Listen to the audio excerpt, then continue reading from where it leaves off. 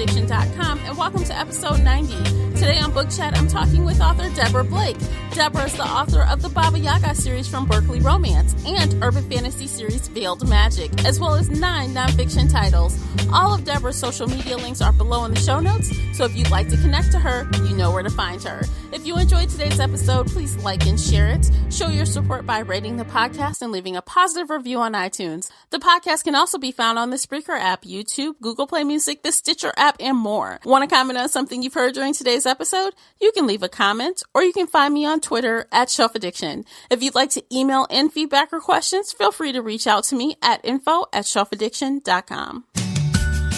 Today's episode is sponsored by Reading Until Dawn Con, a small con where you get to play with the authors who keep you up all night. Join MC, New York Times bestselling author Larissa Ion for games like Are You Smarter Than a Fictional Character and Dirty Pictionary. Reading Until Dawn Con will be on June 3rd, 2017 in Denver, Colorado. Tickets are limited, so grab yours today. The registration link is below in the show notes. See you in Denver. Hey, Deborah, thank you so much for joining me this evening, and we're going to be talking all about your new release and witches in fantasy. Let's get excited. Are you excited to talk about witches? I'm very excited to talk about witches. Yes, I love witches in fantasy, personally. I love fantasy, so this is perfect that you're here because it's like my favorite genre ever. Well, and I like witches and I like fantasy, so it's both sort of a real life thing and a book reading thing. Yeah, and so you like to read them, you like to write it, and so it's all around for you, huh? And I live it, actually, because I am a witch. Shh, don't tell anyone. You're a witch for real? I am. Yes, I'm most people know us as Wiccans, but yeah. Yes, that's part of where the witches come from in my books, actually, is I started out writing nonfiction books for Llewellyn about witches and sort of segued into my fiction work because, they say, write what you know, and I know witches. Oh, that's very cool. So when it comes to witches in fiction and fantasy, let's talk a little bit about good and bad witches. I mean, they always give you this idea that, a good witch looks like Glenda and a bad witch looks like the opposite. Is there like a real clear line with good and bad witches? What do you think about that? Well, I think to some extent it depends on the author and the book. Veiled Menace, which is the second book in the Veiled Magic series, that witch is mostly good. I mean, she's a witch cop, so she has to come down on the side of law and order. Although, as the series progresses, she realizes there's some shades of gray she might not have seen before. Mm-hmm. But my Baba Yaga series, which is also from Berkeley, now those witches are a little bit more, neither good nor evil, mostly sort of, whatever works. Right. Well, I have to admit, I don't mind a lot of gray when it comes to characters, only because, in real life, a person isn't all good or all bad. So I kind of think it's the same when it comes to witches or any paranormal being, really. Yeah. I mean, I love Glenda. She's wonderful. She's a little boring. Yeah. Yeah, whereas the witches who have a little bit of an edge to them, possibly slightly more interesting. Yeah, they're fun to read, and dare I say, they may be a little bit more feminist. Well, and let's face it, most human beings are neither good nor evil. Yep. They mostly try and walk the line the best they can, but maybe veer in one direction or another. And if your witch character is realistic, then probably she, or I suppose he, is pretty much the same, mostly trying to do whatever she feels is right, mm-hmm. but occasionally having to cross the line and do what works. Right. So, yeah. So tell me about the witches in your current series, in the Veiled Magic series. The book we're talking about right now, which is coming out in mid-April, is Veiled Menace, which is the second book in the series. And in the first book, which was Veiled Magic, you met Donata Centauri, who is a witch cop. In this particular world, it's mostly like our world, except that, of course, there's these magical beings that, are existing that maybe are in ours, maybe they aren't. In her universe, it's a little bit further down the line time wise, and witches have come out of the broom closet, and there's other paranormal creatures who have not yet shown themselves, but of course the witches like to not know about them. Mm-hmm. And it's not. I tried really hard to create a world that was not the standard werewolf, vampire. I mean, I have some fae, but they're a little bit different. I have shifters, but they're not werewolves. They're actually Ulfidnar, which is a Norse kind of berserker shifter.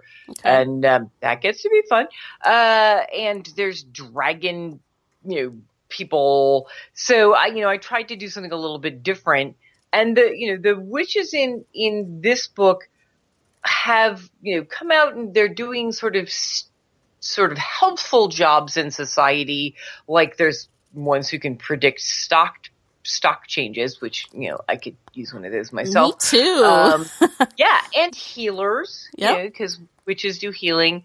And then there's witch cops like the protagonist, who she's actually what they call a ghost yanker. That's the sort of slang term. She's actually a witness, person. What she does is she talks to the one witness in the crime that you usually don't get to talk to, which is the dead victim.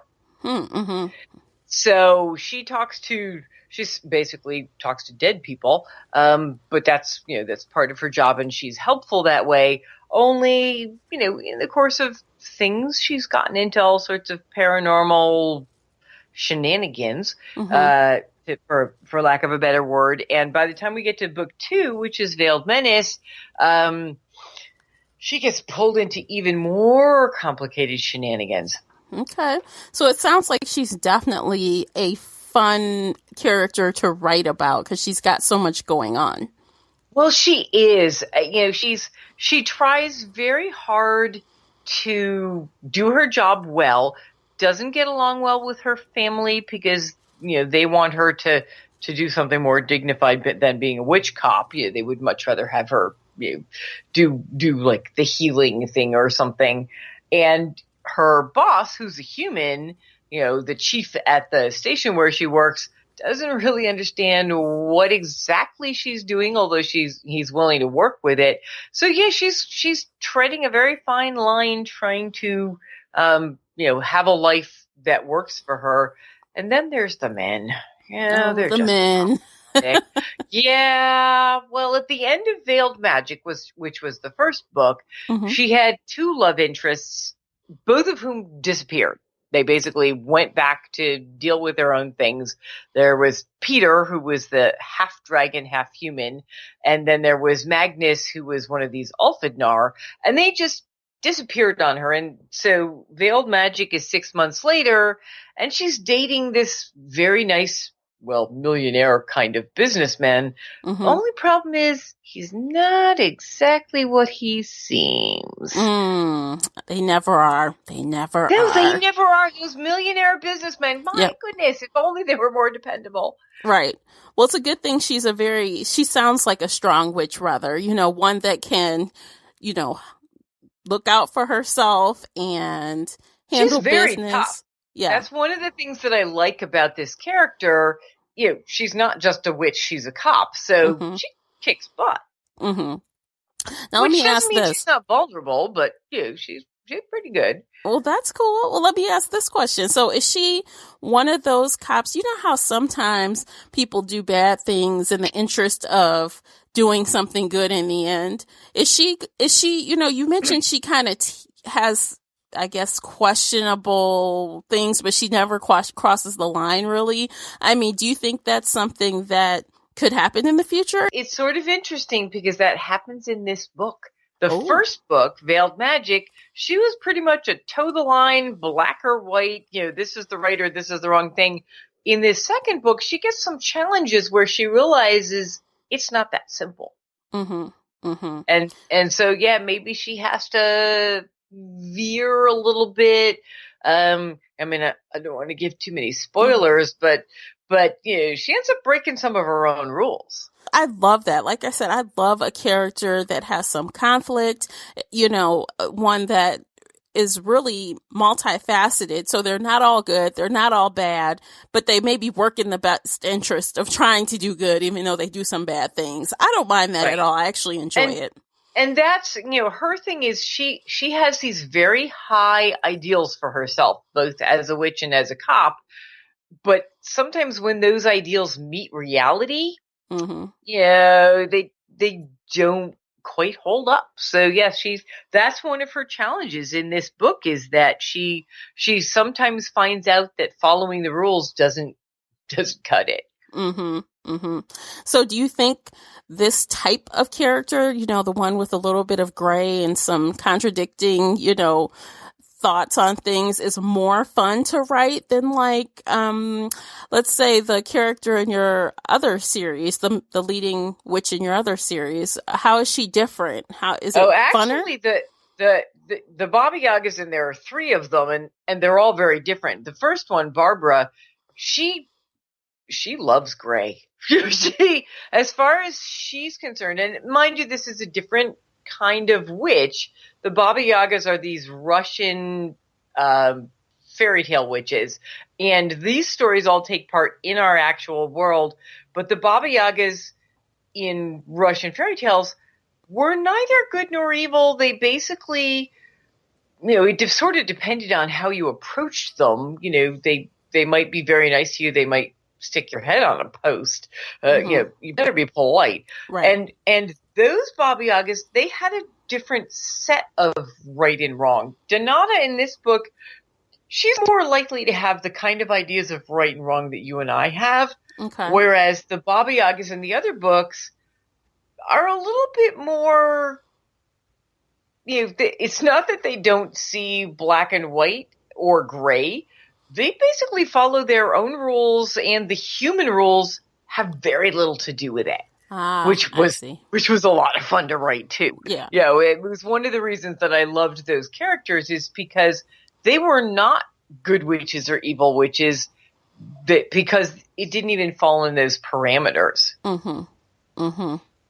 Well, that's interesting. Well, I think Donata is more, I guess, like you said, she's kind of realistic to real worlds, I guess, realistic in that maybe it just seems more relatable to, like, I don't know, contemporary fiction, right? It's sort of funny, because even though her world is more of an urban fantasy, slightly different from our reality world, as a character, I think she is very much like any contemporary character with superpowers, in that she struggles with the same kind of things we struggle with. She has family issues. She's got relationship issues.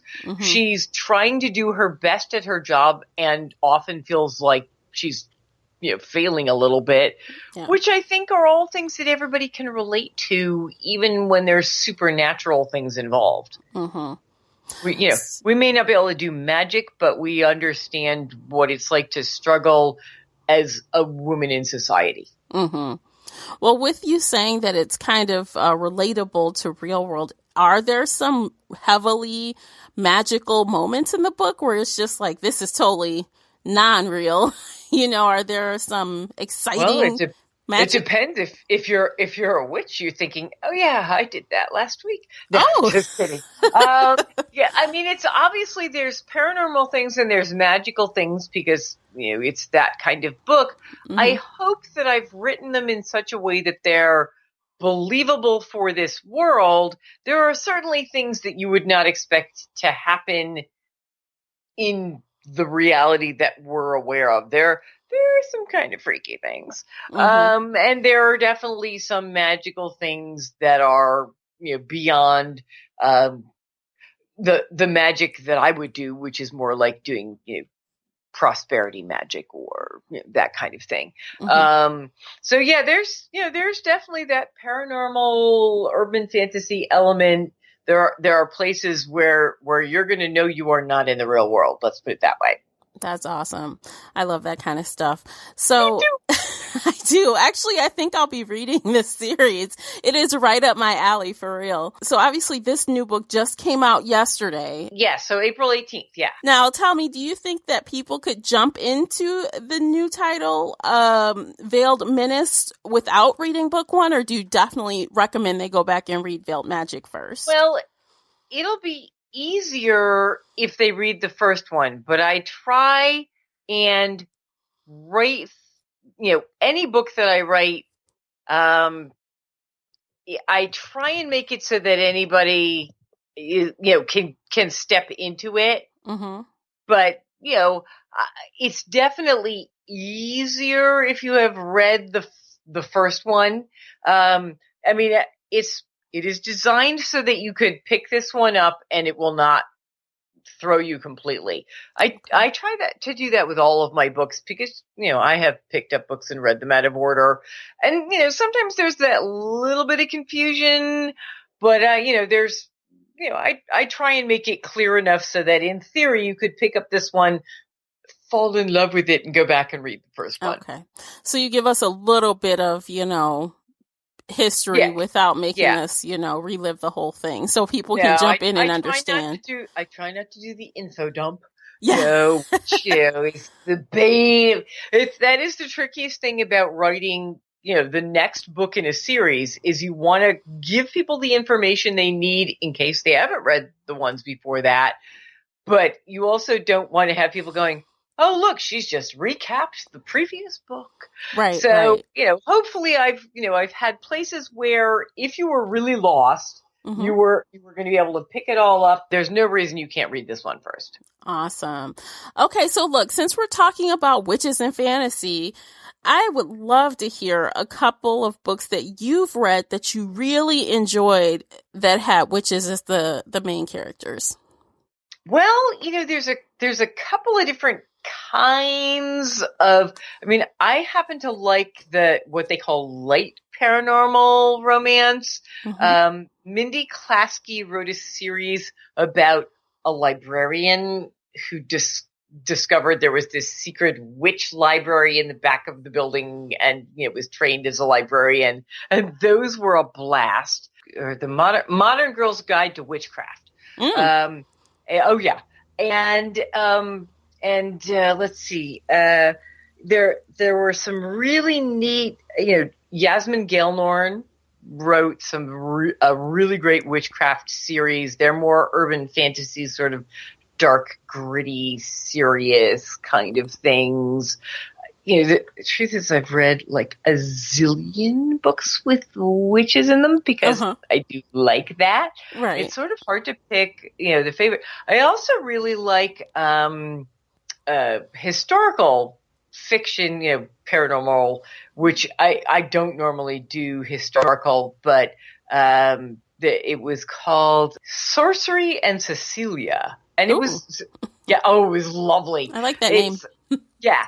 And it's, it's a British kind of thing, and it's set back in the, they talk about, the Victorian era or whatever it was.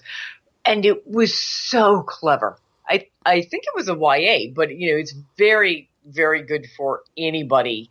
I actually read a lot of, you want to talk about books with witches in them. Harry Potter. Love Harry Potter. Oh, yes. Harry Potter is like a classic, right? It really is. And, there's a lot of books that I read that in theory are marketed as young adult.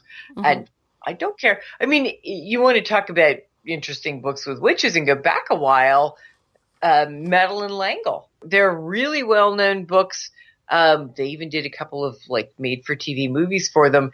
And it wasn't witchcraft magic exactly. It was just magic. And I like anything that's got magical elements, whether it's fantasy or paranormal romance or, any of those kind of things.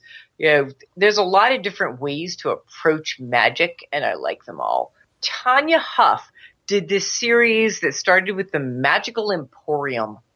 Oh my God, those books are great. You know what? I've heard of that. I've heard of those books, but I have not read them. Oh, you want to. They're They are among my favorite books ever written by anybody ever. Really? Well, that says a lot. Yes, there's this shop that's got all these magical things in it, and then there's this quirky family full of people who can work magic of various different kinds, some of it sort of elemental, and there's all these secrets. Oh boy, do you want to read that book. Okay, I'm going to add it to my TBR list. Yeah, I think there's 3 in this series so far, and I keep urging her to write more because I just love those. Okay. Well, I've definitely added those, and Deborah gave us some really great suggestions. So from the expert, she is the expert when it comes to witches and fantasy. So definitely pick up a few of her suggestions and her books. But guess what? If you haven't read this series, book 1, we have a fun giveaway for you. You want to share what that is, Deborah? We are going to give away a copy of the first book and a copy of the second book. They're available as ebooks only, but I will give away an ebook copy. I can do it through Amazon. If you don't have Amazon, I'm sure we can figure out something. So 1 copy of Veiled Magic and 1 copy of Veiled Menace, the new one.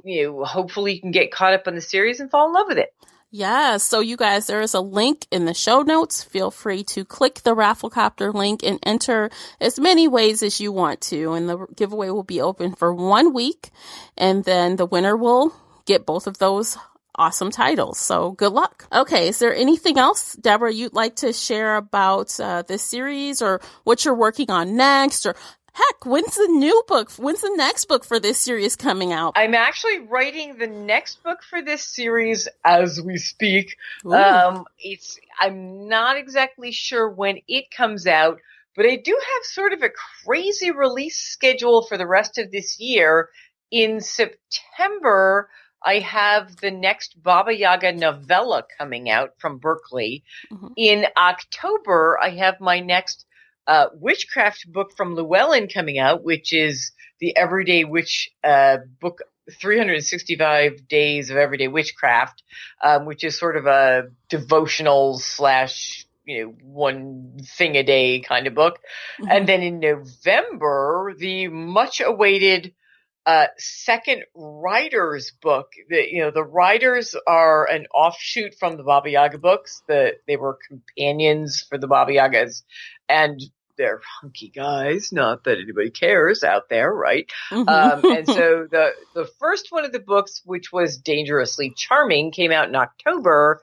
And so people have been waiting since October for the second book, which is going to be Dangerously Divine, and that will be coming out in November. So yeah, come fall, I'm going to be a busy little author.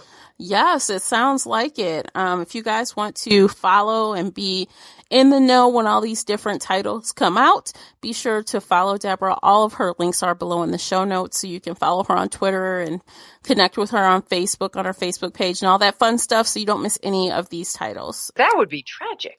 It would be tragic. So go ahead and connect below. Click those links. And, I do all sorts of, giveaways and fun things on my blog and Facebook, when any book comes out. So, if you follow me, you will get to, be in on all that good stuff. Awesome. Okay, well, I think we're done. Is there anything else you'd like to share before we sign off this evening? Thank you for having me here, and to thank all of my readers and my potential readers, because, an author is only as good as her, next book that everybody yells for. So, I really, really appreciate my readers who are enthusiastic about my work and, put up wonderful reviews and say, oh, please do another one. Readers rock. Well, thank you so much. It's been a pleasure, and it's always fun. Hopefully you will come back again sometime soon. And well, maybe sometime between that September, October, November crazy period, we can find some time to do something. Sounds like a plan. So absolutely. All right. Well, thanks for joining. Thank you so much for listening, streaming, downloading, all that fun stuff. And I will see you on the next book chat. I guess you want to say goodbye to people? Thank you. Goodbye, people. Thanks, guys. Thank you for tuning in and downloading today's episode. If you are enjoying the Book Chat episodes and would like to show your support, there are a few things you can do. First, you can head on over to iTunes and give a positive 5-star review. You can follow me on Twitter at Shelf Addiction. You can follow the Shelf Addiction podcast on Spreaker, the only place where you can listen live and get broadcast notifications so that you never miss a live episode. Most importantly, you can share the podcast with friends and family that love books and audiobooks. Thank you for listening, and until next time, happy reading.